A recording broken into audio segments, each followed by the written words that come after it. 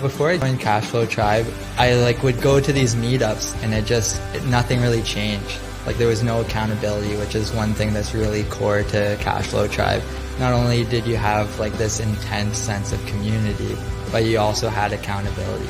I was working for somebody else that was not me. Okay, this 9-to-5 rat race that I'm trapping, I don't like it. I know something is bigger there for me. Cashflow Tribe has been some serious practitioner information that I was able to tap into. I knew I needed to take it to a higher level. Cashflow Tribe was Canadian, and that's what really kind of moved me more towards them. This is exactly the kind of group and people that I want to be part of. If somebody's losing in one of my deals, I don't want to do a deal. If I cannot have my partners to win on the deal as well, I don't want the deal. My name is Douglas. My name is Tish. My name is Alex, and I am. And I am. And I'm Cashflow Tribe. Cashflow Tribe. Cashflow Tribe. Huh.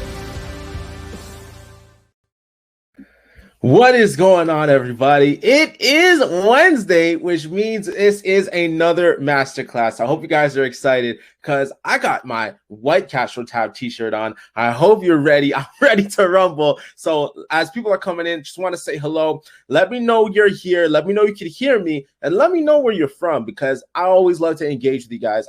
I love seeing y'all on this masterclass because I just want to continue to help push you guys to getting your first or your next deal. We got Dwayne in the building. Mark, what's up? Andrea Richards, Jason, Tanya. Is it Sarjit? I hope I pronounced it properly. I apologize if I didn't. We got Steve in the building. Good evening, one and all. Oh, man, it's good to see y'all. We got Ken Cardine in the building. All right. That's awesome. Emily, hearing you good from Hamilton. Fantastic. Listen, guys, this is Masterclass week number 9. And in this Masterclass, we're going to be talking about how to build a power team.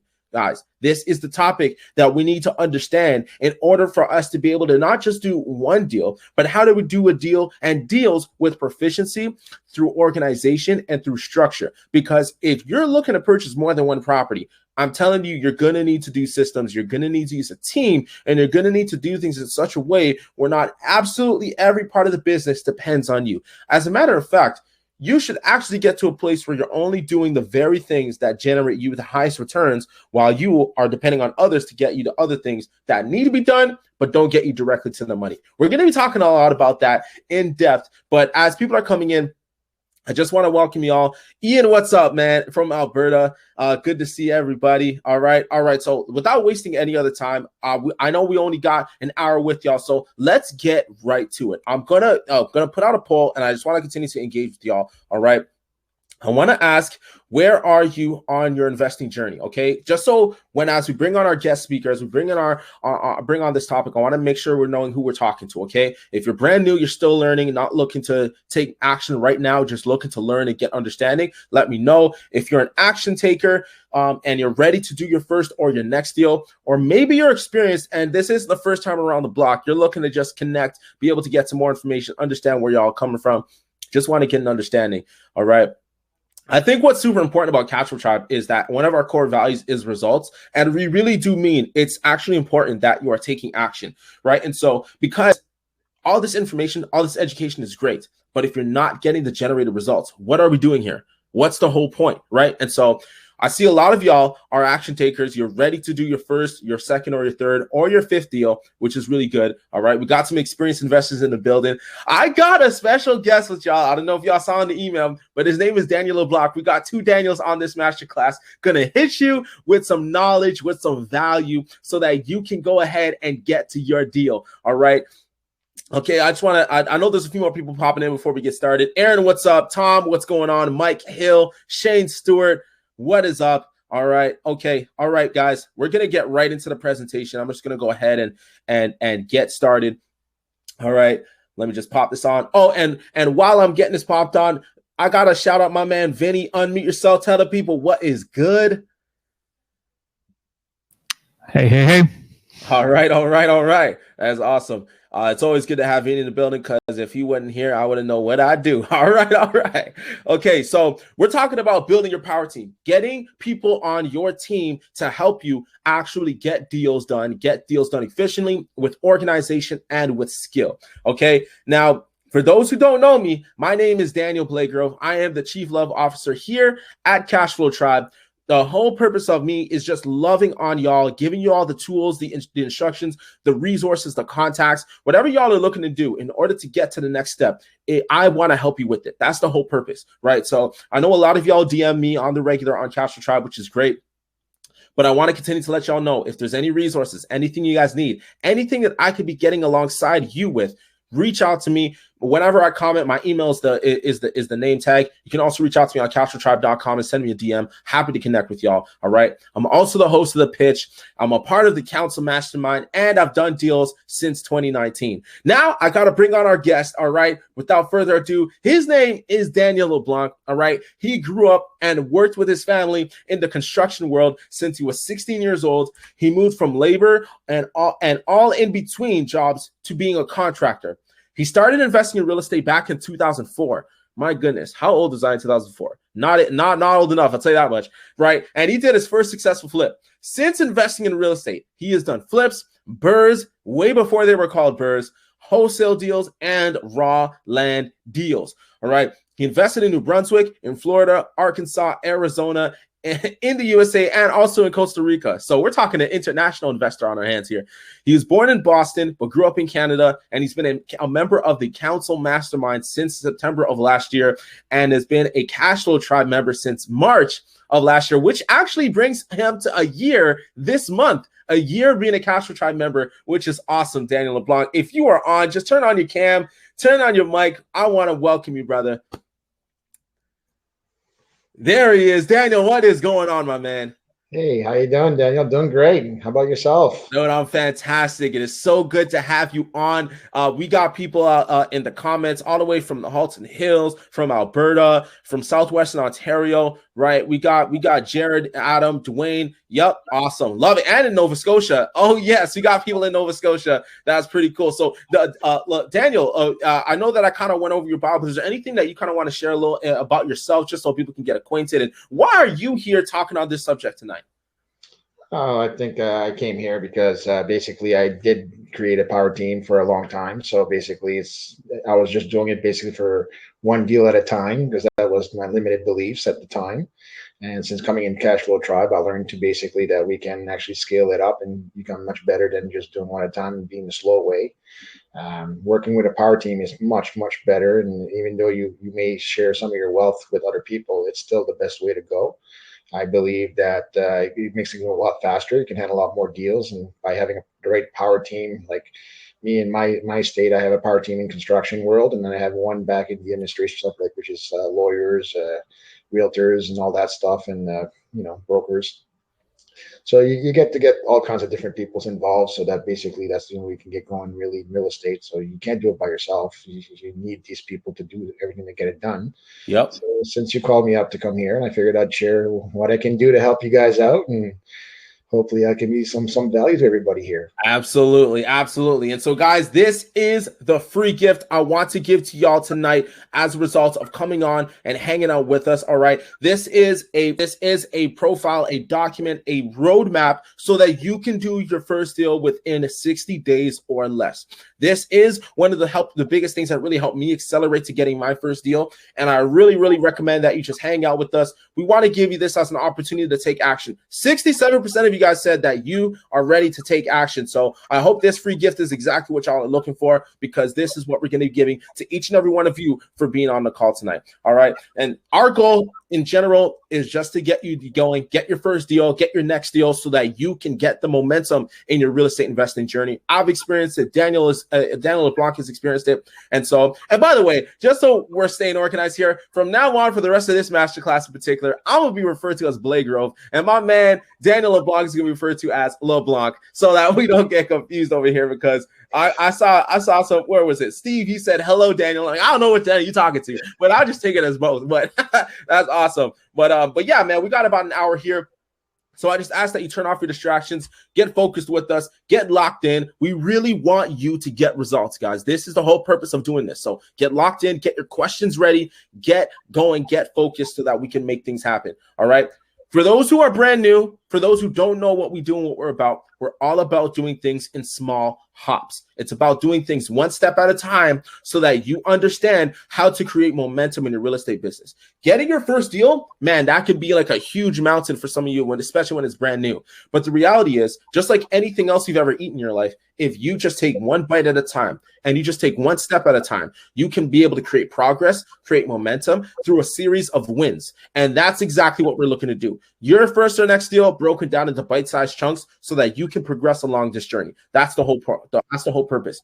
So power team and project management, that is the topic tonight with my man LeBlanc. That's exactly what we're going to be talking about. All right, so let's get right into it. The reality is, in every investing journey, you, my friends, every single one of you who are listening, you are the star player on your team. The investing journey depends on you to take your investments to the promised land. That is the point. The reason why we say this is because, remember, you have come now and embarked on this journey for financial freedom. And there is no other person who's going to care about that more than you. And so no matter who you have on your team, or no matter who you want to do this journey with, it is pivotal and important that you understand that you are the star player on this journey. It depends on you to deliver the things that matter most in order for your team to get over the hump, and to get that win. All right. Think of it this way, okay? Look at sports. I don't know how many of y'all actually watch sports, but here's the reality. Every championship team, they may have a star player, but they also have players on the team that play very important roles. It is your job as the star player to find the key players that you work well with and position them the right way in order for you to get your goal accomplished, right? Now, I want you to think about Michael Jordan as you see him on the screen here. Even from his third year into the NBA, and he was pretty young in his third year into the NBA, he was already recognized as the best player in the NBA. Individually, his talent superseded everybody else in terms of what they saw and what they witnessed when he was on the basketball court. But the reality is, it took him 9 years for him to get his first championship. And the reason why it took him 9 years is very simple. He did not have the team filled with key players who can really assist him and support him in getting over the hump. You see, early in his basketball career, he faced many great teams and many great challenges where even though his individual play was amazing, the team as a whole did not perform well enough to get him to the promised land, to that championship, right? And so it wasn't until his 9th season where he was able to get key players, people who can shoot the ball well, who can defend well, who can run the lanes well, who can coach, who can be the sixth man off the bench. All these pieces coming together surrounding Michael Jordan what made him a champion, not because simply of what he did, but the players around him. And I want you to understand that this is the same thing for you and your real estate business. You are the Michael Jordan in your real estate business, and you need to surround yourself with the right people. Now, Daniel, I want to ask you, how have you approached your real estate investing business when it comes to doing things yourself versus having the right people around you? Doing it myself, it's definitely, you think you have everything under your control, but it's not really under your control. You do have a lot of blind spots that you get caught with that you got to really pivot as you go forward for it. When I did my first deal, I had my family that could help me out. So I was lucky in that side, but that's what made me wake up to see what I really needed to make it happen if I really want to continue on in this journey. So basically, what I did is, we had the carpentry in my family, so that was not an issue. So we started there, and then before we knew it, I took my first flip, and because I was just doing framing and drywall, just these typical sub trades. And then eventually, when I did my first flip, that's when I got to know about everything that's involved into the trades and everything like that. And that's when I started, I was still working full time for somebody else, and I ended up at big job sites, and I'd be like, okay, you seem like a good plumber. I like that. You want to do some side work for me or something like that? And then I just kind of worked up that way and then took some phone numbers. And before you know it, I didn't even realize what I was doing at the moment, but I just figured I'd get ready and prepare myself for it for the next one I get, and I'll be more ready for it. And sure enough, I got a couple more deals after that. And then once I start putting it into action, then things start creating these relationships where we could actually build on something that would help them benefit my team players and myself. So, and then from that point on, then I started learning more about getting to know lawyers and get to know realtors and stuff like that. So that's where you end up growing and you multiply, and then you kind of use the strength of everybody else, and you use your strengths and whatnot. But for doing it by myself, it was the process of going. It was taking too long. It's like you can take 2 or 3 months if you do everything yourself. Yeah, you'll save money on the cost of labor and all that stuff. But what happens is you lose the return on time, and this is something I've learned with Cashflow Tribe that made me like big sunshine and shine me up. And it's like, yeah, you're right. You know what? That's absolutely true. That's why I've been struggling so much with my investing when I first started. I had some successful deals and some raw deals, right? So yeah, you're happy with the good ones, and then you learn from the bad ones, right? So there's always going to be something, and every house is going to be different. So the deal is different. So you just got to adapt to what comes along with the deal, right? So right. And once you get that in place, I found out that by having a team in place, it keeps things a lot more smoother. I mean, you can line up the plumbers' trades and the electricians and the painters and all that stuff while you're doing something else, and you're filling in with more manpower. And the more manpower you have, the faster things get done, right? So it's just absolutely delegating and scheduling people the right way, and then that's something I had to learn too. My first deals were not like plain rates. I was like a week, 2 weeks before I can get the guys. But then once I learned how to use them and schedule them ahead of time, and then by the time I got to meet them, I was ready to have them. So it's all about preparation and making sure you're ready ahead of time. So, but definitely work with a team is a lot better than doing it by yourself. That's something I've learned the hard way. Yeah, no, for sure. Especially because, as we'll talk about, there's so many reasons why it's so important to run with others and instead of doing it yourself. Now, one thing I actually want to point out, and I also want to highlight here, is it's not about who you know, but rather it's about who knows you. When you are able to put yourself out there and be able to build those connections and be able to build those relationships, it's what gives you the opportunity to continue to build more people in your network. One thing I actually noticed Daniel LeBlanc said is that once he got in contact with one person, it led him to another, which led him to another, which led him to another, right? And so it really comes off when you put yourself out there. You put yourself out there in a way where, hey, I'm an investor. I'm looking to do deals. This is my game plan. Who am I able to connect with and build a relationship with in order to create an exchange of value so that relationship is profitable between the both of you, right? Now, I think the other thing I want to mention is you have to understand that as a star player, there is a unique ability that you have that you bring to the table. Now, as a result, what's most optimal is you focus on that unique ability and not anything else. See, what I mean is if you are really good at analyzing deals and you're really good at doing the paperwork, you're really good at systems, but maybe you're not really good about talking to people, you're not really good with, really putting yourself out there and connect with people, there is an opportunity for you to connect with another person whose strengths complement your weaknesses. Right? It's not about you having to be the jack of all trades. It's not about you having to master every skill. It's simply you having to master the ability to connect with those who complement you. If you can master that, you can master anything. Because the truth is, it does not depend on you to do everything. It depends on you to make it all work. That's why you are the star player on your team. And that's why you got to be the one to lead the group, but not have to be the group. That's a good one. You can lead the group, but you ain't got to be the group. Someone put that in the chat. That's awesome. So let's get right into it. All right. We're talking real specifics here. Okay. Daniel, that all sounds nice, but what are we actually talking about in our real estate investing journey? Let's talk realtors. Okay. This realtor needs to be someone who actually invests in real estate themselves. The reason why this is important is because they need to understand how you think as a real estate investor. You are not a home buyer that's looking to purchase property and then live in it for the next 25 to 30 years. You're looking to purchase this property either to create profit through flipping, through renting it out, through doing an Airbnb. There's several different strategies. The reality is you're investing your time and energy and money into this property and you're looking to get a certain return out of it. If your realtor does not understand that concept, and not just the concept, but specific to your investing goals, then they need to go. The reason is because many realtors will have a lot of ideas, a lot of things they want to say, a lot of things they want to do, but if it doesn't align with their goals and they don't know exactly what you're thinking and how you're processing these deals, it's only going to create friction. Do these realtors also work with other investors? If you are the first person who's an investor working with them, that might be a red flag. The reason is because, once again, if you're not going to be the person who has to know everything, you're going to need to rely on this realtor who does know a lot of these things. You need them to be the expert, right? And as a result, they need to have some experience under their belt, which brings me to the third point. How long have they been a realtor for, right? So LeBlanc, talk to me about your relationships with realtors. How have you been able to cultivate relationships with realtors in this regard?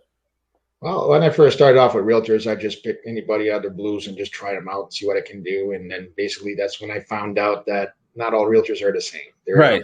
There's a lot of different realtors out there that you just got to find the one that works that with your personality and what you need from them. I've had realtors before, like it was just like you said very well, Big Roof. Basically, there's a lot of them that are just for retail sellers, and there's the majority of them they're just for that. If you can get the ones that are working in investors, like that, they're connected already with other investors as well, so they can move the product a lot quicker. Yeah. And they also understand what you're trying to do. Like when I first started, I was watching that. Like back then, we didn't have internet, we didn't have like all this. Well, we did have it at 2004, but it was just coming out and it wasn't popular like it is today. And basically, we had realtors come up, and it's like. I would ask them for what they would think, and they wouldn't even know half the strategies I would. Because I went with different like Carl sheets and stuff like U.S. based investors that you could learn these courses from, and I was trying to use that information, and I would bring that up to realtors here in Canada. And they had no clue what I was talking about, and I was like, wow, like everything I'm learning is all a waste of time. But then I start meeting the right realtors. And once you do find that real realtor that's going to work for you, I was like, right now, it's very important that you find a realtor that's connected into the investing world, which they already have some properties. Like you said, Blake Rove, how long have they been a realtor? If they're just new, they're just fresh, they'll say whatever they have to say to get their first sales. And it may not be what you want to hear. So you don't want a realtor that's just going to say what you want to hear. You want them to be straight up front with you and tell you exactly what you need. And can I actually say something to that, LeBlanc? I think what's actually super important is if you can actually be able to get a realtor on your team such that where they're so confident in their investment practices, their realtor, their investor clientele, that they actually can just walk away from you without blinking an eye because they're so confident in their process as an investment realtor, that's the person you want on your team. Not someone who's going to be begging to get their first deal under you so that they can build credibility and say, okay, you're my first client and I finally did a sale. That's not who you want to deal with. Remember, we're talking about us being able to do our first or our next deal, which means we are the ones who need to leverage experience, not people who are new need to leverage our experience, right? And so it's about figuring out how can we cultivate these relationships in such a way where it's a win-win. But you have to clearly define with these relationships, what is a win for you? If a win for you is being able to rely on someone's expertise, relying on their experience, knowing that they themselves invest in real estate so that they can speak to you from an investor mind as you like to, that is a win. That's what you need to find. And then as a result, exchange value such that once you identify what their win is, you can provide that, right? I just wanted to add that in. Go ahead, LeBlanc. Yeah, absolutely. And and basically, the realtors that you're gonna be working with, make sure that they have some investments in them, so they know what the game is like. So because not all realtors know that part of the game. So once they start, you can get that language. Like basically, like right now, I'm with my realtors. I make sure I say, like I need ARVs, right? Because I'm a flipper. So basically, I need to know these numbers. Can you get me comps right away? I had some realtors where they would take 4 or 5 days to bring me a comp, and then it was not like they wouldn't take me seriously, right? So then I started getting the realtors that I would ask for a comp. I would expect it like later in the day, and then they would be doing it right on the phone. It's like, oh wow, you're giving them right now. It's like, oh, this is great. Like this is action, it's results, it's getting done right away, right? That's exactly the type of realtor you want.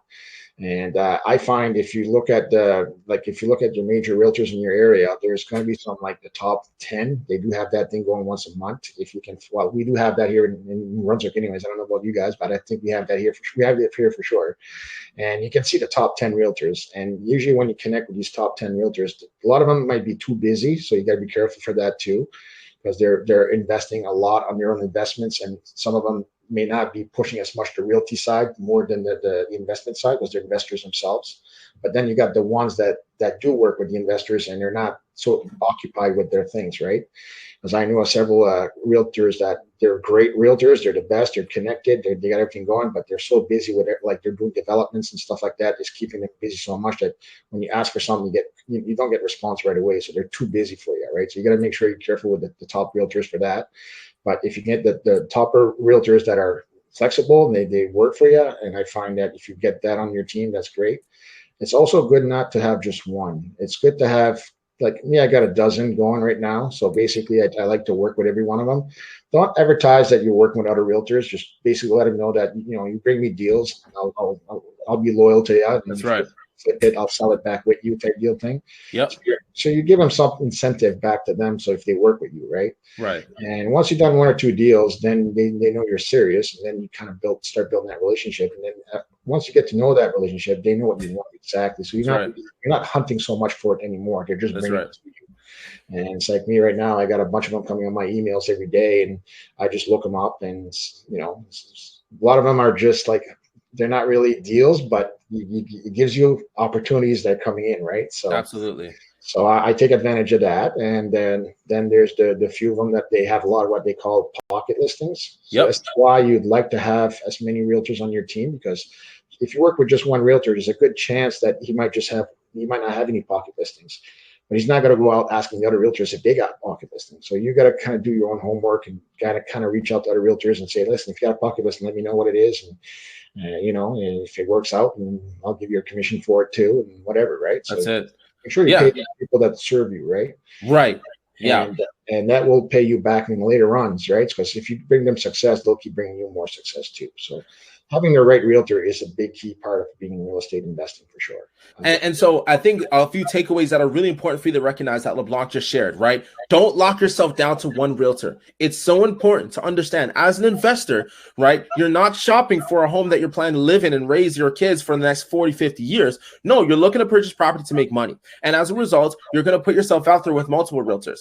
Now, if a realtor approaches you with the deal, you have no problem putting yourself in a contract for that property, not for the region or for a certain time period. It's really just about how do you approach realtors in such a way where you can exchange value to them and it's in alignment with your business, right? So Andrea Richards asked a pocket listing. A pocket listing is a listing that has not gone on the market yet. It's pretty much a listing that is planning to go for sale, but you can get first dibs at it should you choose to take action on it. Now, the whole purpose of that is if you can get around enough realtors where they having a few pocket listings here and there, that's only going to generate more opportunities for you to buy deals. And as a result, as an investor, you are happy to pay that commission to that realtor if the realtor brings you the deals that fit your business criteria, right? But this is exactly why it's so important that as an investor, as the star player on your team, you define the wins. What will take me to the promised land? What will take me to the championship? This, and this, and this.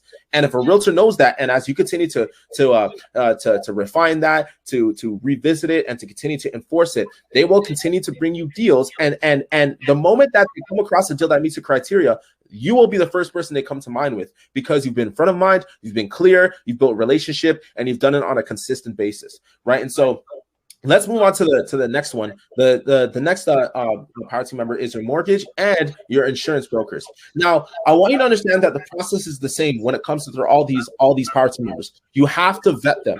You have to evaluate their effectiveness with regards to your investment goals, right? Does this broker also invest in real estate? Do they primarily focus on investor clients? How long have they been a broker for? And what kind of options can they provide you should you have a property that needs financing, right? There are so many different questions that you can ask, and there's so many different things you can do in order to evaluate the effectiveness of someone being on your power team. But when it comes to mortgage and insurance brokers, it's so important, especially when it comes down to money, that they understand your business model. If your business model is I buy real estate under market, and I usually look to flip these houses, and I look to do X, Y, and Z, they can look and see what kind of products they can bring to you that work with your deal. What you don't want to have happen is to say, hey, I need money, and then the mortgage broker just tells you what you need to get. No. It's the other way around. As you understand your investment practice, you will know what kind of financing you need, and you approach the mortgage broker, you approach the insurance broker, and you say, hey, here's my business model. This is what I do. This is what I'm aiming for. Do you have products to meet this? And if the answer is no, thank you so much for your time. I'm going to go elsewhere, and you're going to find someone else, right? You don't want to mold your goals to other people's services. You want to find people's services that will fit your goals. Remember that. Put that one in the chat. It's not about about how you can fit someone's services, but how does someone's services fit your goals, right? Now, LeBlanc, what has been your experience with financing, right? We're talking private lenders, we're talking bank financing, all these different types of deals. You've done all kinds of deals. So how do you gauge your relationship with mortgage and insurance brokers? Well, the insurance brokers for me is just my insurance company, so it's not much to do there. It's just very simple, right? Yeah, it's very simple for the insurance part, but the mortgage broker is definitely a big part. Mortgage brokers, are very helpful. Like for me to get private lending before, like right now, I prefer going through Cashflow Tribe, get private, but going through a broker is definitely a way to go as well. And to get started, that's how I started. That's the only way I knew how. And the other thing is there is a fee that comes along with them that can be steep at sometimes, but it is what it is. If it gets your foot in the door, it's well worth it, right? So if you make some money at the end, you're still good because, again, you're not locking that property for 20, 30 years, right? You're just going to be just for a year or two or whatever it is that whatever exit strategy you're applying to. For me, it was always flips. So basically it was 6 months. So it was quick deals in and out and just get it done and move on. Brokers are great. If you want, let's say you want to do a BRRRR or you want to refinance or something like that, they can set you up with like the A lenders, B lenders, C lenders. And basically what they do with them is they pull one credit score and they can go through 40 different lending institutes that can actually do the lending for you that will work for what your criteria is. And I think that's one thing that can help us. When I first started off, I was going like bank to bank, and every time I checked with a bank, it was always a credit ding every time. And then next thing you know, my credit score was bad, and I couldn't get anything. And well, that was my first lesson with that kind of financing. And once I learned that, then I was okay. Then I just start working with brokers all the time. So basically, brokers are good that way. And it's like you said, if they've been doing it for a while and they have investments and stuff like that, it's great. And what's great too about broker, let's say you get a deal. I mean, they might even have like their own style of pocket deals going on right now, where it's a bad deal going bad. Someone's doing a flip and it's not finished through, and then they run out of money and they can't finish it, and you got to get out of it. And sometimes brokers got leads like that too. You can get from them. With the two brokers I work with, they had that. So basically, I could put my dibs into it, see if I can do something with that deals, and go look at it. If it's worth it, you take it. If it doesn't, you don't. And it's also the other way around. You can also get them, let's say you got a deal going on and they got a bunch of people waiting for financing. They're looking for property. Sometimes they can finance the property you're selling. So there's multiple ways you can work with a broker that got to work for me. And basically, like my rental properties, I just refinanced them back with them. Sometimes I got with a B lender. Sometimes I got with the A lender, depending on where my credit score was at the time. Because when you're doing flips and you're using all your money, you're getting in debt, and then your credit score gets a little ding. So basically, they can help you with the B lenders and get you started. And once you go a year or two, then you refinance back and get back with the A lender, and it's fixed up that way. And then you can just keep your rentals going that way. You know what's interesting though? Like, I think what's so important that I really want people to highlight what you're saying is, at the end of the day, this is why it's so important that they understand your goals, because if they know where you're headed, they'll know what you need to start now. But because they know your intentions and what your plan is, being able to switch from private lending to standard bank financing, or to go to a B lender and to use this for 6 months and then transfer the loan, or all this other stuff, it may sound complicated now, but as you do your first deal and then you move to your second, and then you get inundated in understanding of your business model, and as you continue to communicate this and build a relationship with your lenders, this will become more of a seamless process and a transition, because it's communicated, it's understood, it's proven, and it works. And so I think this is what's super important. But go ahead, LeBlanc, you finished up on this. Yeah, so basically, they're definitely a good team player to have on your power team for sure, because they got connections to money that you may not have. So it does gives you that leverage that you need to get your foot in the door. Private lenders, they got a wide variety of private lenders in their team as well, and that's why it costs a little bit more money for the private lenders with them, because they protect the lender. The investor that's lending the money, basically they protect us. If I fail or something like that, they can take some of that property back on and try to move it back on to someone else, right? That's right. That's how they protect the investor that's lending the money. And what's good, once you make that connection with that investor, though, you got that connection. So if you want to bypass the broker afterwards, if you make that relationship with these investors, then you can get more deals with them as long as you keep making them money. Absolutely. That's perfect. And so I appreciate all the questions, Adam, Shadeen, Steve. We'll definitely be getting to these questions. Absolutely. So definitely continue to put your questions in the comments, because we're definitely going to go through them and make sure we engage and get you all the value you guys need. The next one we're talking about is lawyers. All right. And now here, you'll as we go through them, you'll kind of see there's a common thread, but here are some things you need to know specific to lawyers, right?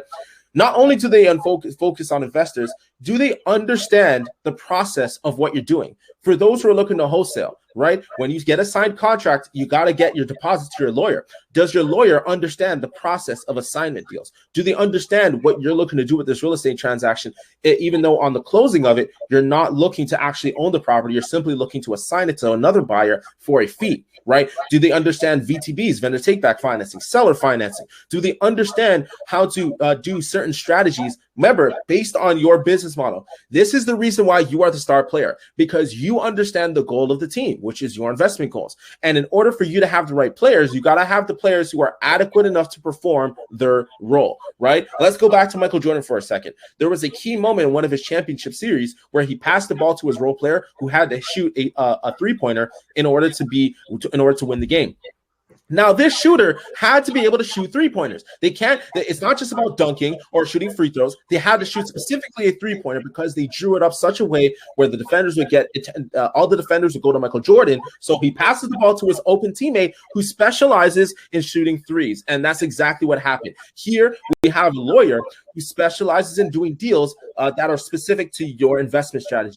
If you do not have that lawyer on your team, you're going to create more headaches. It's going to be a longer process. It's going to be a lot more friction than it needs to be. And so this is why it's so important that you have these players on your team that understand your business model. And guys, don't put all your eggs in one basket. If this lawyer doesn't understand it and doesn't do it, even though they may have came recommended, if it doesn't fit your business model, you got to move on and get to the next person. There are other people out there who do deals, who work with other investors, who do the things you're looking to do.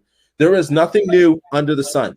Everything has been done. You just got to find the right person who specializes in it, get them on your team, and then execute, right? And so, obviously, being in New Brunswick, there are some laws that are different, whether you're Ontario or Alberta or Vancouver. But what has been your relationship with your realtors, and how did you cultivate that? My lawyers, before I just took whoever the broker gave me. So I started learning them through the brokers. The brokers introduced me to a real lawyer, and I just kind of worked with them after a while. What I found out that the lawyers that work with the brokers, they're so busy that sometimes it pushes your contracts a little bit further behind. So at one point, I got to meet this one lawyer that I'd been working with for a long time. And basically, she got to know my personality, what I'm doing. And she has other investors that I'm working with as well that are working with her as well. So we kind of got this little network going on with them. So me, for lawyers, I never did the vendor take back and wholesale types yet, but I did a lot of the private lending and the refinancing and all that stuff. So basically, that's what I use my lawyers for. I have not gone that far further than that with them yet, but so far they've been, once you got that one that knows you, they got their records on their folders and all that, and they understand the game, and they also know more investors as well. So again, people knowing more people, then it just keeps making your web. So they know that I needed the lender for one of my properties one time, and mine fell through, and they said, well, we got this other one that might be able to help you out, and the next thing you know, I was like connected, and then I was able to pull the deal through as well. So the lawyers can be very helpful too. And just get like Blake Grove said, you don't want to put all your eggs in one basket. So it'd be good to know a few more real lawyers as well, because sometimes you can't just do the one deal with one lawyer. You need to have two lawyers involved for both parties. And basically, once they get to know you, they're gonna have their best interest at heart. And sometimes they'll even work at nights and then weekends to get your deal done. So that if you're just new with them, they might not do that. That's from my experience. But after a while, once you're rushing something, they'll push it more for you and get it done. And sometimes if they get extra costs, they give you a little discount here and there because you're repeating the business. Just like anybody else, they love the repeat business too, right? So again, they're just people like the rest of us too, and they're just making a living as well. And as long as they serve what you need them for, that's what you want. So right now, I've been working a lot with lawyers right now, trying to work with Ontario laws and stuff like that. So we've been learning that curve lately, but because we have a lot of investors from Ontario now. So, but basically we're adapting to that, and we're helped spread that knowledge to other lawyers for Ontario, and basically we can do business together. So it's great. Absolutely.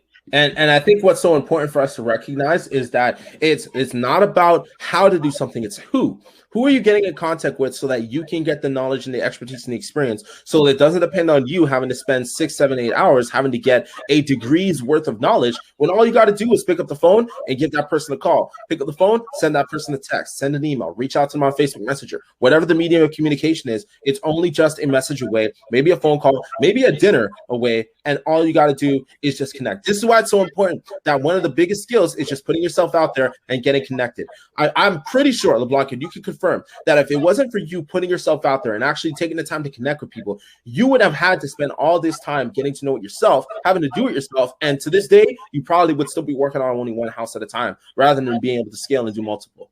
Yes, absolutely. And I don't want to be a lawyer. They can have their job. That's right. I'll keep working on houses. You stick to your unique ability. That's the goal, right? That's right. So, yeah, they go ahead. my strength. They use their strength for your weaknesses, right? So basically, right. And it's a lot quicker, but they already know it, right? So they don't have to go to a book and learn something. They just ask the question in 5 minutes, and you get the answer you want. Got it. They do it every day, right? That's their expertise. That's right. And that's what you want in your power teams. You want a bunch of experts that can have your best interest at heart. 100%. And that's the key, right? They have your best interest at heart. And as a result, they can be confident that you'll deliver on bringing value to them in order to create that win-win scenario, right? And accountants, we'll go through this real quick. It's the same thing, right? Do they have that investor client base? Because this is about your money. This is about taxes. This is about not only getting you to do things legally and ethically, but also to make sure that what is owed to you is actually given to you, and what's owed to the government or to Uncle Sam is what's given to them. And so this person really has to understand your business model. They understand if it's in your name, if it's in a corporate structure, what kind of deals are you doing? Where is it going? Under what name is it being bought? How are you looking to divide out your salaries if you're doing all of that? Whatever the case may be. I know for a lot of you, it's just doing your first deal, so you may not have to worry about all of that. But there are still capital gains. There are still taxes that need to be done should you be transacting in real estate over the course of over 1 year. And so really want to make sure that accountant as well on your team has that same mindset and has that same process. Now I want to talk to this, because this is the bread and butter of Mr. LeBlanc. And so I'm just going to stop talking. I'm going to give you the floor. Talk to us about contractors, because the reality is, of all the people on your power team, the contractor can be the most costly. They can be the difference between you making a very profitable deal or possibly losing a deal or losing on the deal, right? And so maybe give us a breakdown of how we should vet contractors. How should we go about building a relationship with them? And you take the floor from there. It's all you. Sure. Sounds good. Yeah. So this one here, I'm a little bit more comfortable than accountants and lawyers, but basically, yes. Contractors, there's a variety of different types of contractors out there. So you got to be careful who you're hiring and whatnot. And me being one myself, I'm the first one to tell you there are bad ones out there. So be careful. Just because they're the cheapest doesn't mean they're the best ones. Trust me. At the end of the day, sometimes the cheapest one can end up costing you a lot more than what you would have paid for someone that knew what they're doing, right? So, because a lot of contractors say they can do a lot of trades, but they can only do like maybe 1 or 2 trades, but they try themselves at different trades. So these are like that. Like we call the backyard mechanics, like we got the backyard carpenters too. So that's the ones you usually see on Kijiji saying, I'm a carpenter looking for work and blah, blah, blah. And chances are they maybe have 5-10 years of experience, but they maybe only have 5-10 years in one trade. So you got to be careful that what you get them into, that they know all the trades and what's involved in the whole process of the entire house, like from the foundation to the roof. And basically, you want to make sure that the contractors that you work with, that basically they have insurance, they have their liabilities, they have all the incorporated like a business name into a place it's licensed in, and basically they cost a little bit more, but at the end of the day, they'll get it done. Because it's like this: you can get a contractor that's going to charge you, I don't know, $15-20 an hour, okay, and he's going to take you probably 6 weeks to do a job. But yet you get a contractor that's $40 an hour and he gets it done in 2 weeks. Make the math and see which is cheaper. There's the return on time and there's the return on investment. So there's both on that if you don't get the right one. So you may get the cheap labor, but it's going to cost you the long run because it's going to take a lot longer to do the project. And chances are you're going to be out there arguing with them a lot because things are not going the way you want them. They're doing things on their own ways and whatnot, right? So you got to be careful for that. But there's a lot of good contractors out there, and they want to make relationships with, because contracting is a constant. It's one of those projects where you do a project and the job's done. So you got to keep finding more work all the time. So it's always marketing, always doing what you need to do to get more jobs. And sometimes you can have 10 estimates coming through, and you might get 2 jobs out of those 10. So you're wasting a lot of time on estimates and all that stuff, right? So basically, a contractor is like anybody else. He wants to build a relationship with an investor or somebody that's going to do repetitive business. Those are the ones that any contractor really wants to work with, because then they don't have to do so much marketing. They don't have to do so much things, because the business is there, right? And also people that can bring a lot of referrals. Like I've had some clients where they just kept bringing me more. Once I'd done their project, they just kept bringing me more deals. And before I knew it, it kept me going full time. I didn't have to do marketing anymore for contracting. People just kept calling me. And that's people that know you, not the other way around where you're trying to put an ad out there, trying to find work and whatnot, because nobody knows who you are, right? So basically, contractors are like anybody else. They just want to make a decent pay and they want to make a living just like anybody else. And it may sound expensive, like when you get like, I don't know, you get a $40,000 renovation cost. It may sound expensive, but there's a lot of expenses in it. Like the contractor does not make 40K out of that project. He's lucky if you make 5 to 10 grand out of that, right? So, and there's a lot of time put into it. It's usually 6 to 8 weeks or something like that to do a project. So basically, it's within that span of time, that 40K will diminish very quickly. And it does take a lot of the expenses like materials. Then you got the sub trades, then you got your workers and everything that comes involved. There's a lot of expenses as a contractor. And there's also the insurance we have to pay, liabilities. We have our license we got to pay every year. We got all that stuff. So there's expenses that come along. Our equipment, our tools keeps breaking down. So we got to replace them. So there's a lot of stuff like that we got to watch out for. That's got to come in the cost, right? So sometimes you make $5 grand and you got a couple of power tools that just went out, and then you got to replace them. You got another $2 grand of tools you got to buy back, and it's tax write-off because it's a business, but it's still going to be. It's going to hurt you in the moment, right? So basically, so contractors basically they just want to have a repetitive business like I'm doing right now. I'm working with investors now, and like for me, I started off like just doing homeowners, and then homeowners, well, they're not the most fun to work for right now. I'm gonna be honest with you. They don't know what they know. They're not decisive. They think that they don't understand the cost of doing renovations. So there's a lot of drama and a lot of like consulting to do with them. Versus if you work with investors, I find that they know they're work prepared, they've been through it before, and I find it's a lot better to work with them. So there's less drama involved, and I find it's more in and out, and we get deals done. Investors are going to want to do more deals if you do them success, so they're going to keep calling you back for more. That's exactly what a contractor is looking for. So basically, they want to build a relationship just like anybody else and make a power team in like investors, right? Like right now, before I had my power team in the construction field, I had my power in administration stuff. Now I'm also building a power team in different investors that want to invest with me, right? So basically now I have a network in place and it's constantly growing. And basically, if I keep pushing that through, then I have all the work I need. Now I'm actually getting more work than I can handle. So right now I'm trying to expand and scale up and get more sub trades in, more people hired. So and that's good. That's growth. That's what everybody wants, no matter what business you're in, whether it be contracting or investing or whatever it is that you're into. And basically, the growth is very important. And then it gets easier, right? Because I've done insurance jobs. Insurance jobs are great. They got a lot of work. But what happens with insurance jobs is that they take up to 30 to 90 days to pay their contractors. And when you got a payroll to pay for guys, it really hurts you. So that hurt me at one time. I learned that the hard way. And then I had also contractors. You can do sub work for contractors. They're going to be the guys that you can, just plumbers or electrician, whatnot. And I did that for contractors as a finished carpenter and drywall and framing. And basically that worked for me for a while too, but contractors, they want to make more money on the subs. So basically they always try to cut down our prices and trying to get more deals from us and get more deals. So that's my experience with them. But then when I start working with investors, I think that's the best ones. I think every contractor out there would love to work with a power team of investors. I think that's the best way to go as a contractor. So contractors love investors. They really do. I really do. And basically, I think that's the best way to go. There's less drama. There's less stress. They understand the game. Once you've built that relationship with these investors, you know you're doing more business with them down the road. You're building that pipeline. And basically, I think that's exactly what I want. So. Man, and that is action packed right there. It's a good thing that we're recording this so that if you guys need to get more information on what that looks like, just watch this back. I definitely think he broke down so many things, not just from the investor perspective, but actually from the contractor perspective. How do they think? How do they operate? How do they go about their business? But then now you understand how to position your business in such a way where you can be able to create those win-win scenarios, right? And so I definitely want to continue to move on that. One other thing I want to talk about is your mentor.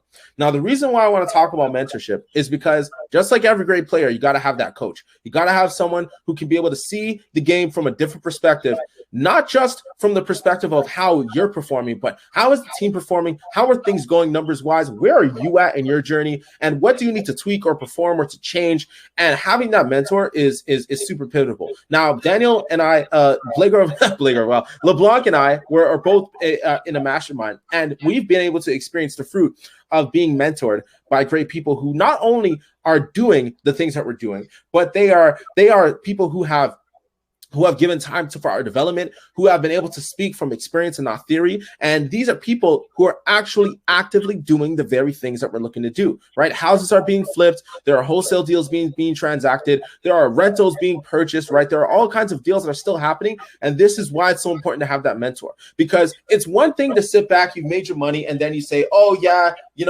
when I was doing this is what I did. It's a whole other conversation when they say, you know what, this month, this is how I'm changing my business. This is what I'm doing differently because last month, this was what changed. And so as a result, I'm doing this, right? You want to be around people who have a higher viewpoint and can look down on your business and be able to say, okay, no, you got to change this. You got to do this because last week I tried it. It didn't work. You need to do this. Having people like that in your business is so pivotal because it allows you to move further, faster, right? Listen, we all could do this on our own.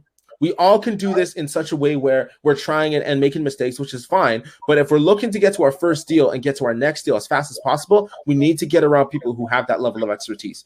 Daniel, LeBlanc, I want you to tell people, how has mentorship in particular helped you advance your business over the last 12 months? Because you've been in Cash Flow Tribe since March of 2020, right? And so what has changed over this last year for you? Oh my God, lots has changed, man. This is that's the thing I was missing out on my key element when I decided to move forward. That's why I came to Cash Flow Tribe from the beginning. I needed help, right? I needed to know something. My knowledge was to a certain point. I knew as much as I knew, but there's a lot of stuff you don't know what you just don't know. So by having a mentor, they fill in those blanks, right? And I'm going to tell you right now, by being in Cash Flow Tribe, I've never even thought about getting a mentor or getting that stuff. So I'm a roughneck where I came from construction, worked my way up to real estate investing.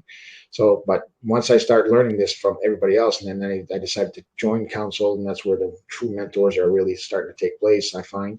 And basically, when I start working with that, and that changed everything. My perspective of how I look at things, how I move forward. If I stumble up into problems like in the past, I had nobody, so I was like stuck, and then I just failed, and I just had to start all over again and do it again. But this way here, if you get in trouble, you got mentors to help you get out of them. That's so much value right there alone. Ben says it all the time. I mean, it's definitely something that you've got to take it seriously. I never took it seriously before I was taught it, right? So Huge. I didn't know what I didn't know, right? Right. How that I know about it, man, I think that's what was missing. And I think that's what made my growth go so much faster now. 100%. Right now I am moving a lot more faster where I got to scale up. And with the mentors, they teach you how to scale, right? And buddy. See the bigger picture, not just see the little narrow vision that you're seeing, but you can see the whole picture. And I think that's what's missing on a lot of when the investors go to that next level. The mentors are definitely key to that success. I can't say that enough. Man, absolutely. I 100% agree with you. Mentors are super key. And I also want to encourage you that there are other people in your network. You're not just limited to like 5 people, right? There's all kinds of people, as you see on the screen, whether they're surveyors, architects, urban planners, cleaners, painters, appraisers, landscapers. There's all kinds of people who you need in your business, which is why it's so important to continue to cultivate relationships.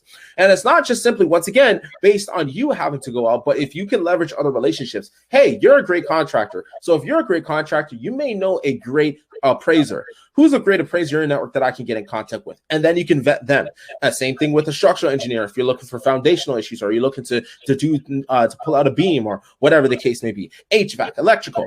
The process is the same. You're the star player. You're in the business of recruiting. You're the role players who you can surround yourself with so that you can execute your goal.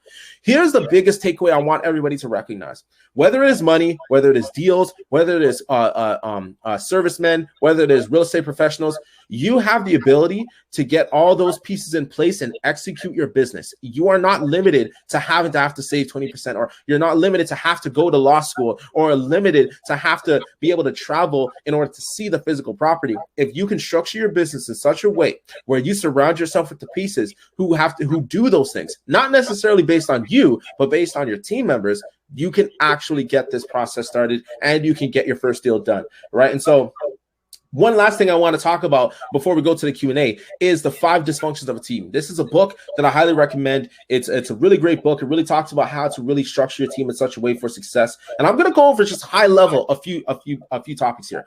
The first one I want to talk about is the absence of trust. If you have the absence of trust, you're going to have people who are not vulnerable toward each other. You're going to have people who are going to be all about, where's my money, rather than, hey, who are you? How can I help you? How can we connect? You're going to have people who are going to bury grudges and have issues, and you're going to have mistakes happen. And there are going to be opportunities for you to grow, but you're going to miss it because people would rather just hide behind the wall or be able to not mention it as long as you don't remember it or whatever. And when this happens, this creates friction and slows down your business. The reason is because if you don't have the ability to trust your team members and they can come to you forward and tell you straight, not just what went wrong or what maybe you're doing what you're doing wrong, then you're not going to be able to be optimal in your business. Consider this. What if you're looking to purchase the property and you're looking at the numbers and you think, well, you know what? The numbers make sense. I'm going to go with it. But your expert investment realtor tells you, hey, I actually seen some houses coming down the pipeline.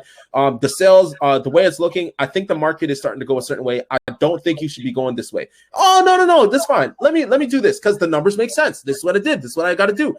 If you don't have the ability to trust your team members, who you remember said they have the expertise, they have the knowledge, they have the clientele, they have the business to show that they know what they're talking about. You gotta be able to trust your team members. Jan is absolutely right. It is the 5 dysfunctions of a team by Patrick Lencioni. It's in the comments, but appreciate Claudia and Jan for that. The next one is fear of conflict. You don't want to have these people just be yes people. Yes, yeah, I'll do that. Yeah, I'll do that. Yeah, that's not a problem. You want to have people who will give you feedback, will tell you to your face, hey, listen, I don't think that's a profitable move. You need to change it. I think you need to do this. And here's why. Reason A, reason B, reason C. And for these reasons, I think you need to make a change, right? You want to be able to make quick decisions. And in order for you to make quick decisions, you got to give people the ability to tell you what you need to know, right? And as a result, you can have healthy conflicts. Yeah, but I think you're wrong because of this. Well, I understand your point, but how do you address this then?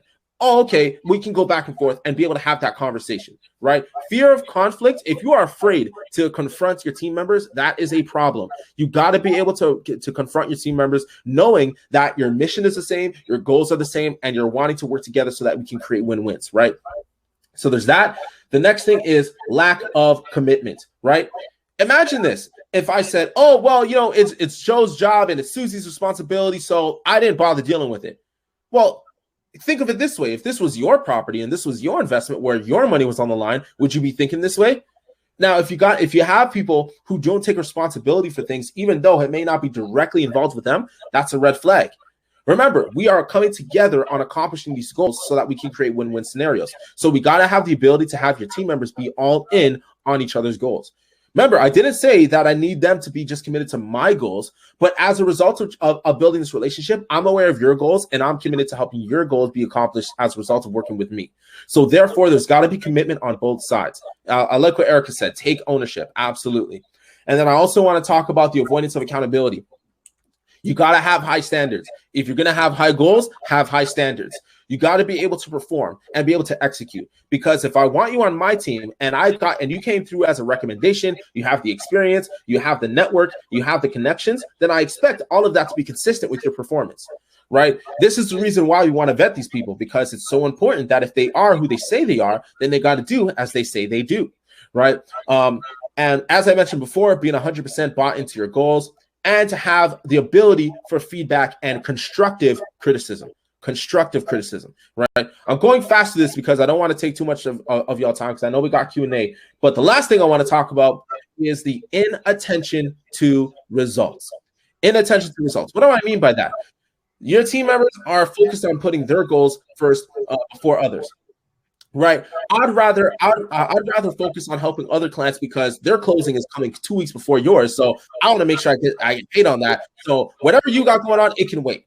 Whoa, whoa, whoa, whoa, whoa. That's a no-go, because the reality is if we're working together, then we understand that we both have equitable interest in our business, right? So we got to be bought in. If you're working with other clients and doing other things, Mr. Realtor, that's not a problem. You can do that. But I want to make sure that the ball, as far as my business is concerned, is not dropped, right?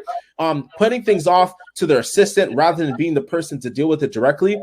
Mr. Lawyer, I appreciate that you have an assistant and that you've hired this assistant to take care of the paperwork. But whenever I need to make a phone call and get expert advice, I want to hear from my lawyer, not from my lawyer's assistant, because my lawyer's assistant didn't go to law school for such years and then built all this experience. I want to talk to you because that's why you're on my team, right? And so being able to have that connection, have that relationship is super, super important. All right. So that is I highly recommend going over that book because it goes way, way, way deeper. I just went high level, and I think it's so important to consider that when it comes to building your team. So let me know in the comments, are you guys ready to take action? I got some action steps for you. 67% of y'all said you're ready to take action. LeBlanc, are you excited? Because I'm ready to put these people to the test. All right. I need to see it in the chat that you're ready to take action. Let me see, because I got something super special for you guys. We got an interesting group tonight, so I want to actually do something really cool for y'all, for you action takers. So get ready for it. But let me know if you guys are ready to take action this week. The homework. Okay, Andrea. All right, Tanya. Okay, Dwayne. Let's do it. All right. I see it. Okay, let's go. This is the homework.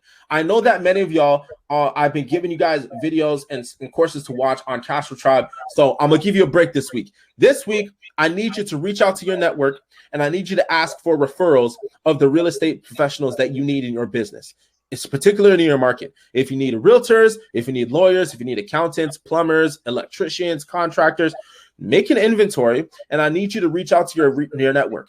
If you're not on Cashflow Tribe, grab a free account. You can get access to over 2,800 investors, people who are looking to do deals and are doing deals in real estate, and you can get that referral in your network, right? And then once you get those people, I need you to vet them through a series of qualifying questions. Grab this presentation after the call. There are some notes there for you to be able to look into. Are they investors themselves? Do they work with other investors? How long have they been doing this for? Can I see proof of your work so I can evaluate and see if it's up to my standards for my business and for my goals? There's all kinds of ways you can do to vet them, because one of the worst things you can do is bring on someone who's only going to slow you down, who's going to work against you, and is going to want to run your business rather than just do their job, right? And so there's that.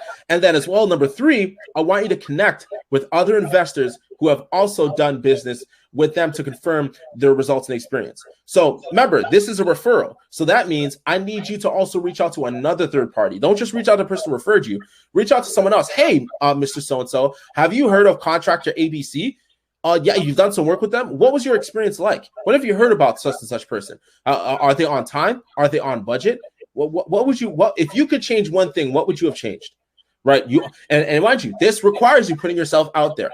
But once again, I highly want to stress, success is not a secret. Success, everybody knows it. It's just the far majority are unwilling to do what's required. So I want to challenge y'all. This is the action for the homework this week. Reach out to your network, ask for referrals, and be able to vet them, and then get confirmation through third parties. That's what I want y'all to do. I think that when you're able to do that, you're going to build so much more confidence, and as a result, get results. And what kind of results? Man, check this out. I want you to see what people in Cashflow Tribe are doing, right? Here's Adam Stelmach. He said that he was looking to get some properties, and here's the story. He was building a strong connection with someone, and as a result, he was able to get in contact with someone who has a 7 multi-unit building who is also looking to sell a duplex, right? This is the result of just putting himself out there. Guys, he really went out and started talking to sellers, and this is the result. He may not have gone with the original property, but now he's in a potential 2 off-market deals in the pipeline where he's going to start to make offers. Guys, it's just about taking action. You hear the information. Now you just got to go out and do it. Shout out to Dominic, man. He is doing deals in Windsor. He's already got 2 properties under his belt that he has now renting out and refinanced, where he's now looking to do more deals, right? This can be you. I just need you to be committed to this process. Every single week, I need you to do the homework, take action, get feedback, make the changes, do it again. Next week, take action, get learned up, get feedback, correct it, go again. Get information, take action, get correction, do it again. I promise you, the people who do that loop more than others are going to put themselves in a better position to get success, right? So before LeBlanc takes some of your questions, shout out to Ian Jack. I want to highly recommend that y'all check out Cashflow Tribe Premium. If you are not familiar with Cashflow Tribe, we are the real estate online community that will help you get to the next level in terms of doing your deals, in terms of getting to financial freedom. This is what Cashflow Tribe is all about. We want to give you the action plan, give you the training, give you the paperwork, the tools, and all the things you need in order to do that for $59 a month. That's all it is. $59 a month, no contracts, no way, nothing that will get you stuck in for it. All you got to do is sign up for Cashflow Tribe and get started on your financial journey. Now, if you're actually looking to take it to the next level, I have a special offer for you guys. If you are looking to be committed to this journey and hang out with us, I want to welcome you to get an annual membership, right? The annual membership, you will be able to hang out with us for a whole year, get all the news and all the information, all the tools, all the resources, the calculators, the contracts, the trainings that happen 4 days every single week. I'm telling you guys, for $59 a month, $588 for the year, this is a no-brainer. Daniel LeBlanc has been in for the year. LeBlanc, how would you explain this return on your investment? Being a part of Cashflow Tribe, what has that been able to do for you?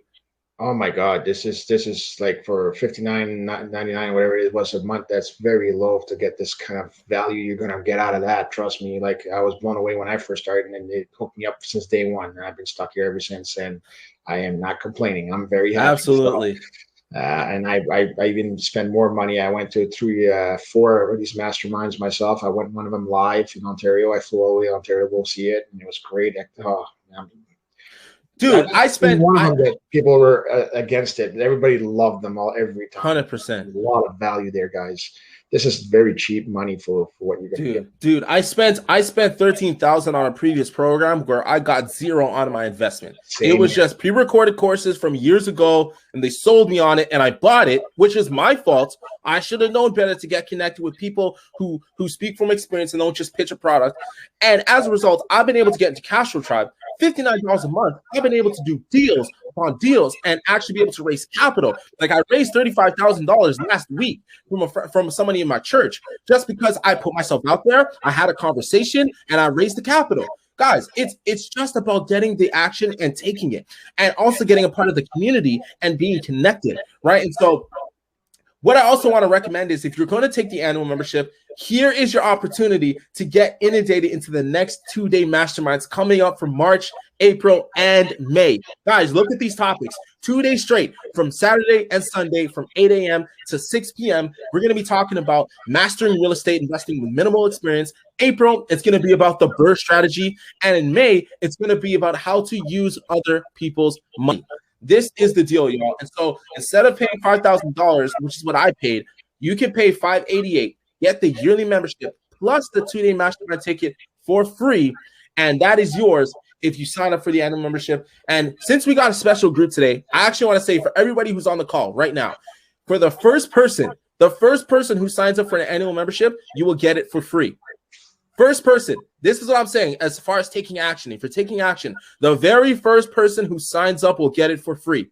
That is what I'm willing to put out there tonight as far as action taking is concerned. So if you ever thought money was an issue, you're not sure if you can make it, guys, get in your ticket and you will get 100% refund with the Mastermind Experience ticket. The first person who takes that action, you will get signed up. That is my call to you. And so now let's get to the questions, because I know there are some questions that I want to get answered before we head on out of here. So Steve says, how long can we hold a property before we find the financing or the down payment? What would you say for that, LeBlanc? Sorry, what was that? Yeah, so the question is, how long can we hold a property before we can find the financing? So I'm assuming he's talking about getting it under contract. We haven't closed on it yet, but how long can we hold the property for before we can find the financing? It depends on the property. I mean, most times it's usually 2 3 weeks before you get the conditions in. Then it's usually another 2 3 weeks before you do closing. But sometimes, depending if you get an off-market deal, sometimes you can go up to 3 months, 4 months before you close it up. It depends on the seller. If you're going with private sellers, like, you know what I mean, you're not going with the MLS. If you go with the MLS, it's usually basic what I just said, like the 3 weeks, and then another 3 weeks. So about 6 weeks you can get it closed. And but sometimes homeowners, depending on the terms, like it comes down to terms, right? So if you got the terms saying that they want to hold stay there for 3 months before they let it go, but they want to sell it before time, and then you can negotiate more terms and making it work for whatever you want. But a normal average that I've seen in my experience is usually about 2 to 3 weeks for the conditions, and it's usually another 2 3 weeks before you get closing to get the financing in place and everything else, and then once the closing gets there, then you start moving on whatever strategy you want to play with, that property. Yeah, and I think I would just add to that is it really just comes down to what you negotiate in the contract, right? If you wanted to negotiate a financing clause and say, hey, give me 2 weeks to figure out my financing before I waive it, then you have 2 weeks, right? If you want to give yourself 30 days or 7 days, it's really all depends on what you would come to an agreement with the seller in order for you to be able to buy yourself some time to get the financing, right? And so that's a great question. Adam says, have you found any advantages in the current situation that is occurring when it comes to arranging and closing deals in the age of no direct contact type of transactions being on the rise? Are there more bad deals out there in your opinion? Any red flags? So let me simplify the question what Adam's asking. In an age where we're doing everything virtually, essentially, right? You're not having to go to the property and doing all this walkthrough. You're buying properties on the phone based on what you see in pictures and online. Do you find that there are more bad deals out there, or are there any red flags that you noticed when it comes to this transition? There can be. I mean, it depends on the property. Every property is different, so there's always going to be a risk. It's always there. But if you do your due diligence and you do your research and you talk to the right people, usually you can get all the information you need to do your due diligence to make sure that you do get the right property in place, right? There are some out there that do have red flags. Yes, there's always going to be a bad property out there that if you get it it's all in the buying. If you buy it too high, you'll lose on it. And if you buy it right, that's what's important. So it's very important that you know how to buy them right. I find if you do it that way, that's what's going to determine if you're going to be successful or not. It's all in the buying. So when you buy, you got to buy it right. Yeah, absolutely. No, that's a great answer to that. And Shadeen says, ABC lenders, who are they? Right. So I'll kind of answer that. LeBlanc, you kind of add on to it. So A lenders are typically like lenders that you would get from the big five banks, right? So that could be CIBC, BMO, it could be TD Bank, Scotiabank, right? It could be RBC, right? Any of the main commercial banks that you can get like the low interest rate financing from, where you put 20% down or 5% down as a first-time home buyer, you could typically use in order to get money from as a lender. B would be kind of like more from like what are those places like where you can get cash advances, and like where the difference between A lenders and B lenders is A lenders, they treat you like a number. They say, hey, do you have the money, or have you been employed for 2 years? Have you done this? So they put you through a strenuous thing and they approach you as a number. Whereas B lenders are pretty much looking for people who don't fit the A lenders criteria. And so they'll be more lenient with who you are as an individual based on how they evaluate you. But as a result, the interest rate for their products will be much higher.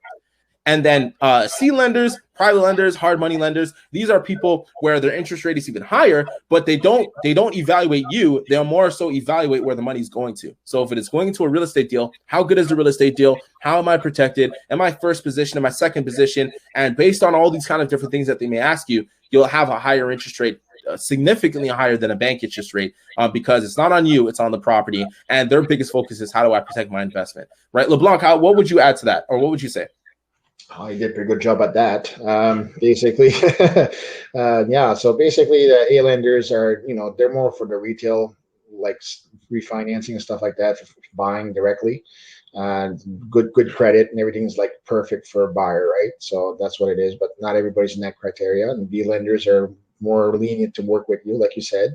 And basically, they still do the amortization, so they still can put a loan where you still don't have to own it for a year or two, like a private lending. And basically then you get your C lenders. Well, I haven't quite experienced them yet, but I know they're quite expensive. And it's usually when you put that on your credit report and stuff like that, it does usually hurt when they see that for other lenders. So, but it's sometimes it's just a way to get out of it. That's what you need. It's just to buy time to get move forward, and you do what you got to do. But yeah, you're absolutely right. That's pretty much what they are. It's like the cheaper is harder to get, but the more expensive one's easier to get. So still has some rings to go through, but it's a process. It's definitely possible, right? And so Steve says, how do you approach a lawyer, a mortgage broker, or insurance agent if you don't know any? What would you recommend?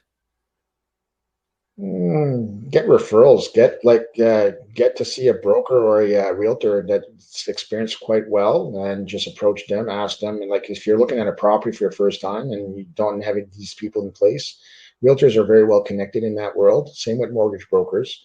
Because the mortgage brokers work with them all the time. Approach them, just make a pre-approval or something like that, and save time. Start that relationship and get connected, right? And then once you connect with one person, then you can refer to another person, and then you keep growing until you find the right people that you want. I find that's the way I do it. And if I was to go see like a realtor, they don't charge you anything to talk to them. You just go see them and see, again, do your due diligence to find the right realtor. But once you got that in place, just ask the questions that you're looking for and get the answers you need. And then if they get everything that you're looking for, that's pretty much the one you're going to start with. And then try them out.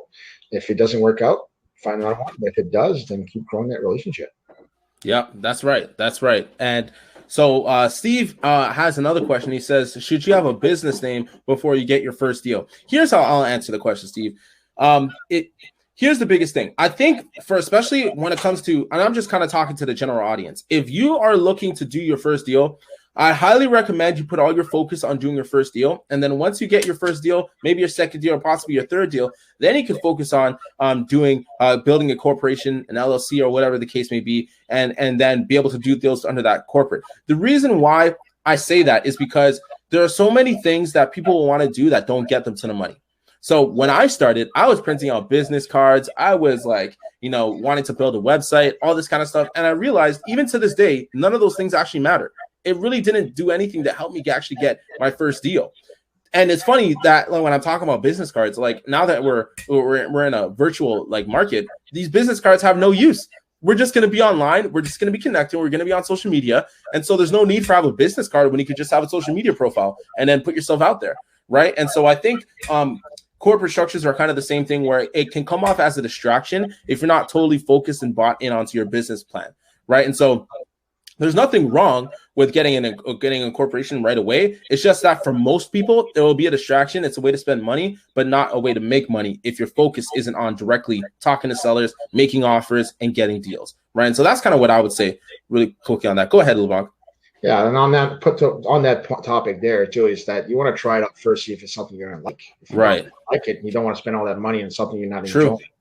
So you got to make sure that it's something you're going to enjoy. So try one or two projects, maybe three. And if you really like it, then go for that. If you want to go in that direction, right? But just test the waters before you start going all in, right? So. Absolutely. 100%. Now, Dwayne, he says, when getting quotes, should I get a breakdown of the job supplies and the labor?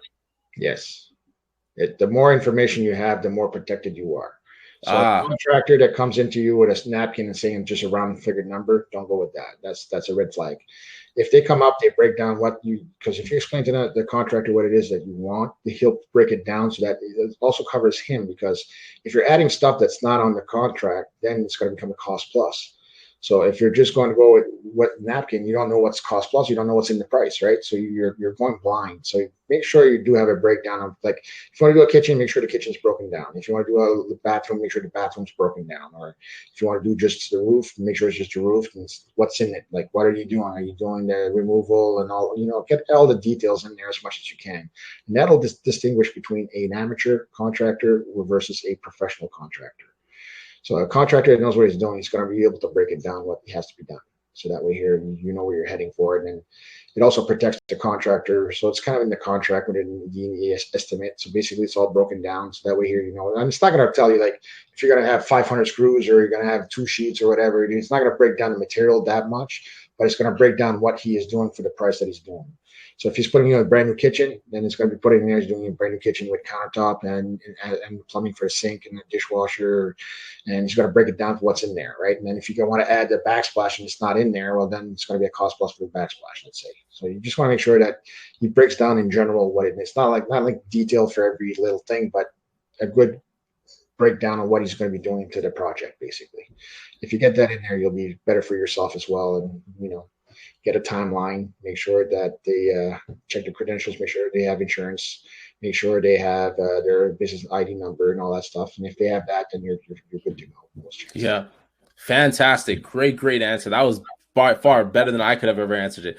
But Stephanie Buchanan says, what is your opinion on virtual wholesaling? Would you recommend this for a beginner? This is a great question. I could definitely answer this. I would say that it's is definitely possible. People are doing deals virtually. I think it really just comes down to what are your systems and what are your processes, right? We're talking about teams and systems here, right? So in order for you to be able to accomplish this, what kind of role players do you need on your team in order to get this done in such a way where you're not going to be required to drive 4 hours or have to go visit the physical property or to go and actually make appointments, right? Think about this, right? Okay, well, if I'm not going to be at the property, how can I get pictures? How can I verify the condition of the home? How can I make sure I get a signed contract to the seller without me having to physically get there and get a physical sign? Right, all these different things, right? Can I do it virtually with my lawyer when I'm signing the documents and sending over the deposit? Can I do it virtually when I'm signing it? Right, look at the whole thing, and all you got to do is just fill in the gaps, right? Who, and it's not, once again, it's not about how you do it, it is who, right? Who also is virtually wholesaling in Canada? How can you build a relationship with them, be able to add value to their circumstance in exchange for understanding how you can duplicate that in your market? Right? That's another way of going about it. And so I absolutely believe that you definitely could do virtual wholesaling. As we kind of go down the line, I actually can predict that that's probably what's going to happen a lot more often, if not already. People are doing things virtually. There are people wholesaling in Sudbury, hours and hours away from where they are. People wholesaling in London and in Windsor and in Ottawa and all these different cities, even though they themselves don't live in those areas, right? So once again, it's just about getting connected. There's also a wholesaling virtual course on cashflowtribe.com/courses. Check out the virtual wholesaling. It'll be on the second page when you get there. That will definitely break down a lot of information, probably give you a lot of questions, a lot of answers to questions that you might have. And so hope that answers your question there. And then we do have, let's see here. Jason says, I found an off-market property for sale. It's not listed online, just a for sale sign on the property. I'm not ready yet. I feel like I might be. I'm great with people, not afraid of talking, but I don't have contracts, etc. Where do I go from here? Do I just keep learning and building relationships until I'm ready to go for it? How did you kind of understand that whole blurb, LeBlanc? He said a lot there, but did you kind of understand it? So he essentially he found an off-market property.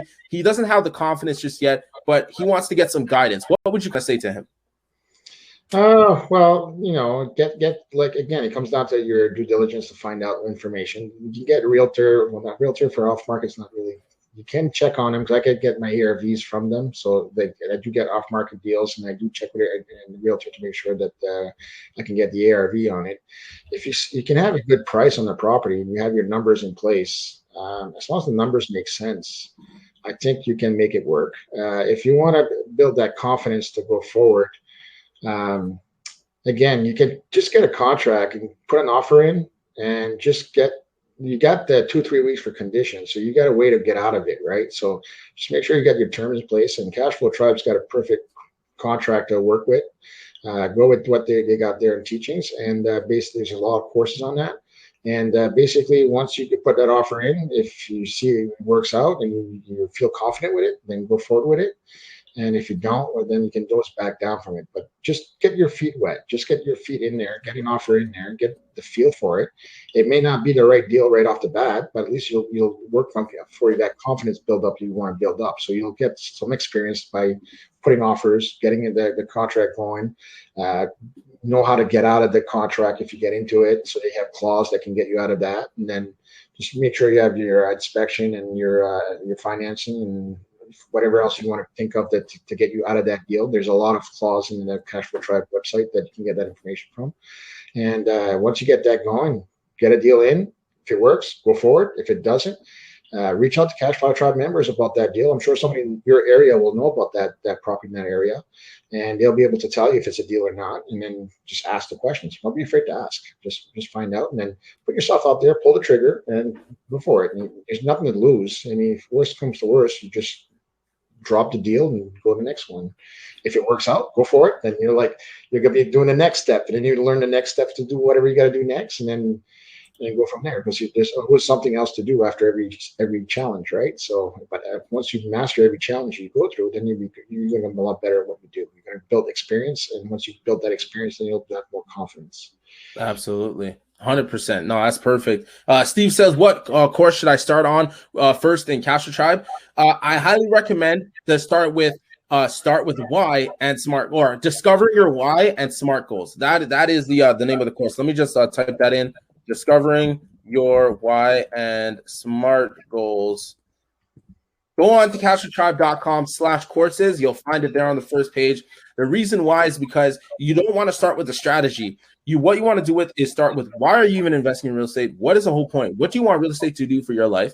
And then based on that, you can craft a goal that you need to accomplish that would satisfy your why. And then based on that goal, you'll then decide what is the strategy of all of them. Out of all the strategies, which ones would best support and serve your goals that would get you to your why. And then based on that, you can then look at what markets would best facilitate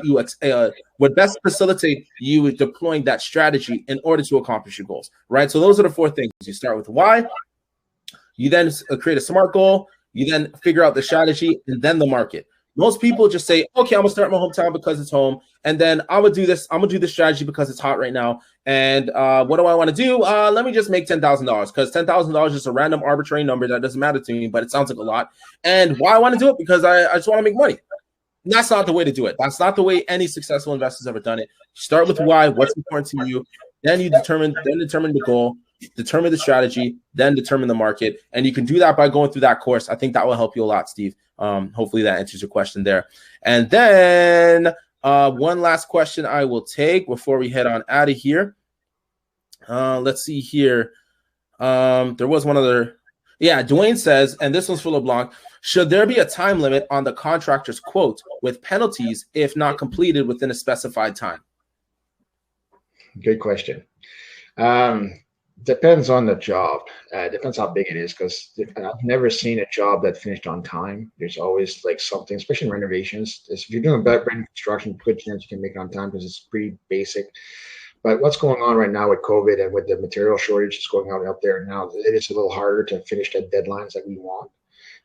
Penalties, it's not going to really help anybody really at that situation, because you want the contractor to wrap it up and finish it as fast as you can. So if you're punishing the contractor for it, it's not really going to benefit nobody in that game. I find at the end of the day is that you'll be able to tell if the contractor has worked his work in the beginning of the project, and if he shows up every day and he does production every day, you'll see it every day, right? You'll see the results every time. If you start in the first couple of weeks, you start seeing there's no results and it's just lagging, it's not showing up, and whenever you go there, they're always sitting down, not doing anything. Get rid of them right away. Don't stick with them, type deal thing. But I'm going to finish in a minute. What's that? So basically, jobs can expect to go over, but don't expect to be double the time. Just, it might be a week over, something like that, 2 weeks, depending on how big the project is. If it's just a kitchen, you say it's a 2 weeks project and it takes 2 weeks and 3 days, it's not the end of the world. You'll be at the end, you're pretty close, it's going to get done. But there's always there's a lot of variables in construction. Like there's a lot of different things that can go wrong and right. That's why flipping is one of the biggest risks, I think, in investing, but I still like it because that's what I do. But basically, most times they can give you a ballpark how much time it's going to take, but until you start work and start tearing things apart, then if you keep adding things to the project, that can push the project back. If you fall into like you open up a wall and you see the pipes all busted for the stack for the plumbing, well, now you got to get a plumber in there and to schedule it in to fix that. These are unforeseen things that can happen. So whenever that happens, it can prolong the project. So it's one of those questions that if it's a basic job and it's just from A to Z in one shot, and then they should be on time. But if you keep adding more stuff and keep more problems keep arising, it's impossible for a contractor to keep the original deadline as it usually was. And but usually they can tell you how much more longer it's going to take, and then you can adjust that as you go forward with the project. So you keep communicating with your contractor. Don't just give it to the contractor and let him deal with the whole project and why isn't it getting done at the end, right? Just keep on top of your project. Follow up, like not be every day in their feet because you're going to slow down the process, but try to keep up with them like once a week, twice a week. Just kind of reach out with your contractor. In the beginning, do it a little bit more, so you want to make sure you got the right guy. And then as you feel more comfortable with the guy, then just kind of feel him out and then just keep in touch with him, keep the communication clear. And if there's issues are happening, then don't be afraid to ask questions to the contractor. He's entitled to answer it. And if he's because you got some hard-headed contractors think that they don't have that business professionality about them. They get upset and freaked out. If you get one like that, just get rid of him right off the bat. Don't play with that because it's just going to prolong the project. You're going to get angry. You're going to stress out. Don't play with these contractors. Try to work a contractor who's willing to work with you. He's got your best interest at heart, and so he's going to have all the answers that you want from him. You'll be able to tell what you're talking to him, that if he's there for you or not, right? So, and if he just says he keeps blowing you off on your questions and whatnot, says I'll be there Tuesday, and then Tuesday doesn't show up, and then Wednesday, don't go further with that project. Stop him right there. Get rid of him. Fire him. Whatever you have to do, and get the right one. It might take a little longer to get the right one, but at the end of the day, you want the right contractor in. You don't want to just get any fly-by-night guy trying to wing your job. He's trying to learn the trade by himself by using your house as an example, right? So you don't want to do that. So just you'll be able to feel them out. Basically, feel out your contractor. If it goes through and you keep working with him, and every time he's bringing results every week, and go with it. And if he doesn't show up and you see a lot of stallment and he's just going around, he just keeps redoing the work he's done the first time, he's doing it again, taking it apart, doing it again, that's a bad sign. That's a red flag that he's not a real contractor. So just get out of it. And again, if you get the right cost and you get the right credentials behind them, that if they have their insurances and all license, that means they invested in themselves in being a contractor. So if you got someone like that in there, also look for their vehicles. They show up there with a little a little Hyundai or something like that, and you got all their tools in the back seat and then back of a trunk. But chances are he's just a carpenter trying to become a contractor. So if they come there with their trucks and vans and full tools and stuff like that, there's a good chance he's got a crew, he's got all that stuff. There's a good chance that you got a good one there. But for the deadline stuff, definitely it depends on every job. You can't just say, okay, well, you went over my job. He's got 3 months on this job, and you go 3 months, and there's changes in the job, and then it goes a week over, and then you want to start punishing the contractor. If you want to build a relationship with a contractor for multiple jobs down the road, you want to make sure you build that relationship with him too. So if you're starting right off the bat by punishing a good contractor, you're not doing yourself a favor either, because good contractors are not all out there, right? There's a lot of bad ones, and I've seen them myself, and I'm not happy with them, so I keep going there. And they charge somebody to do a job, and they already blew half their budget away, and then I got to go there and I got to start again, and I got to bring back my budget in, and then they're going way over their budget to finish that project. It's not fun for the contractor to do that too, right? Tough game. It's not fun for me to go there to take over someone else's mess, right? So it does happen, right? So, but the best chance is to get involved with them in the first process of the project, get to know them, make sure that they sound like they know what they're doing. Check the first week, see if they pull off everything that they're going to do in the first week. And if they pull it off, I mean, they're doing everything they're saying, so they're keeping their word, right? So, but like I seen like 120 unit apartment buildings go up and this and that, and I had a 23 unit that burnt. I had to be project manager for it, and we had 9 months to do it, and it went 9 months and 3 weeks, right? But the job was almost done. It's just delays on certain trades and whatnot. That things can happen, right? But at the end of the day, the customer was still happy with his building being back on the par. We still had some units that were ready to be rented right away. We just had to finish the last units that weren't done. But it depends on how big the scope of the work is, and usually it's pretty reasonable. And another thing too with contractors, don't just get one estimate. Try to get, especially when you're starting off and you're just getting to know contractors, try to get 2 or 3 different bids. And if there's like I don't know, there's 2 of them at 20K and there's another one at 10K. Well, don't think the 10K is going to be better than the other 2 that are 20K, right? So you want to get what you pay for, right? Right, exactly. And then 10K can turn into 40K before you know it, right? So just be careful. Well, Steve, actually, just on top of that, Steve had just one last question. I just wanted just the last question for tonight. He also said if the job goes over time, Do you stick with the original amount that you both agreed to pay him? How would you go about that real quick, just in 2 minutes before we head out of here? Sure. It depends on what's on the scope of the work, right? It depends on what's on the estimate. If you added more stuff, then it's going to be more. Then you got to expect it's going to be more time. Things don't just happen in thin air. If it was, I'd be a millionaire right now. So it depends what you got to do, right? You just got to go with what you're doing, what the process is, and then if you want to, you can always ask another contractor. Like in Cashflow Tribe, there's a few contractors in there that can give you a timeline, how much time it will take, average. And you get a ballpark time, and then you can work it that way. Awesome. I love it. I love it. Now, before we head on out, I want to just say thank you all for coming on. Thank you, LeBlanc, for being on here, just giving that value. That has been amazing. Really, really appreciate you. I got to shout out the winner because we did get some signups. I want to shout out Adam.